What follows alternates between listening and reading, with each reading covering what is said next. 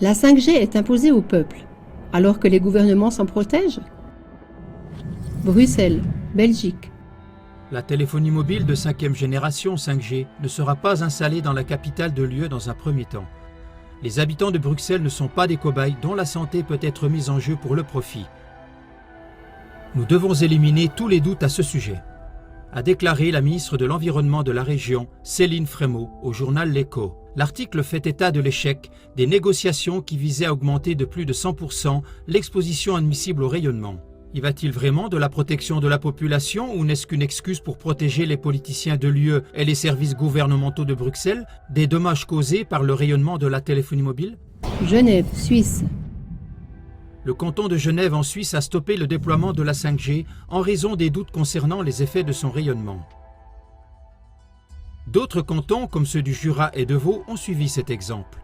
Le Parlement cantonal genevois veut attendre de voir des études indépendantes sur la question. Dans le Grand Conseil genevois, il a été souligné que l'environnement était de plus en plus exposé à des rayonnements électromagnétiques et que personne n'en connaissait les répercussions sur la santé. Qui doit donc être protégé des dommages irréparables de la téléphonie mobile? La nature et l'environnement sont-ils vraiment au centre des préoccupations ou plutôt les collaborateurs des organisations internationales qui ont leur siège à Genève? Comme par exemple les Nations Unies, l'ONU, l'Organisation mondiale de la santé, OMS, le Centre de recherche nucléaire, CERN, la LLE, le Forum économique mondial, WEF, etc. Palm Beach, Floride, États-Unis.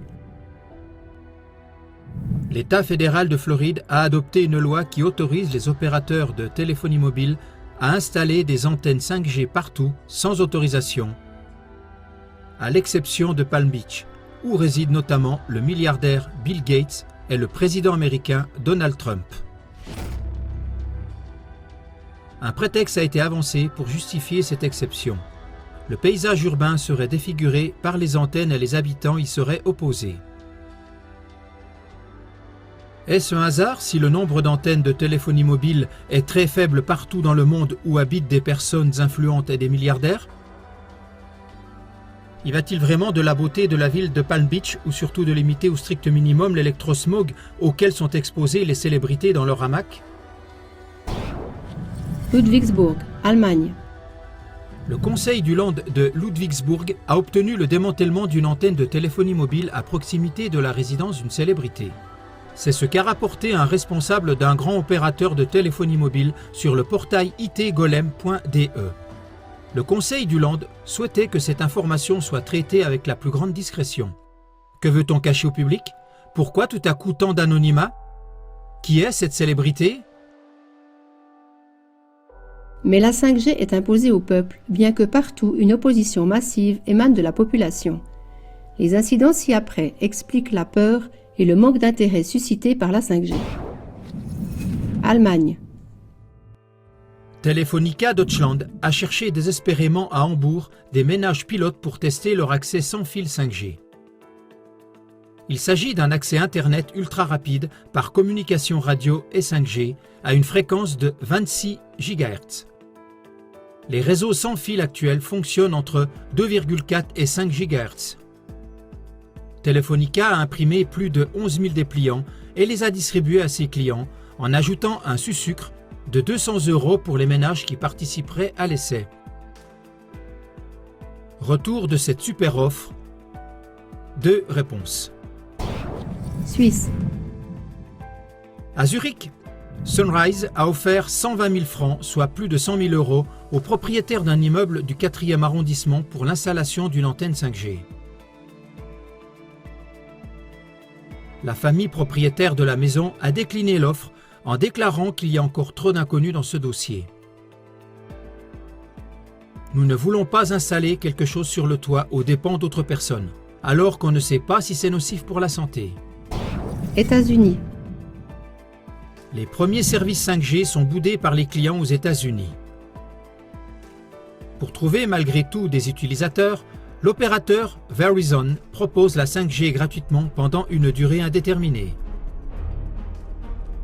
Il ne s'agit là que d'une toute petite sélection parmi d'innombrables exemples. Le débat concernant les dommages irréparables que la 5G peut causer à la santé humaine et à la nature échauffe les esprits un peu partout. Et c'est à juste titre. d'autant plus que l'installation des réseaux 5G est imposée à des endroits où séjournent des personnes spécialement vulnérables, notamment des enfants, des nourrissons, des personnes âgées ou malades. Or, il existerait d'autres endroits pour tester la nouvelle technologie. Par exemple, installer des antennes 5G devant le Parlement de l'UE à Bruxelles, devant les sièges des opérateurs de téléphonie mobile, ou encore des accès 5G dans tous les bureaux de l'OMS, de l'ONU ou du CERN à Genève.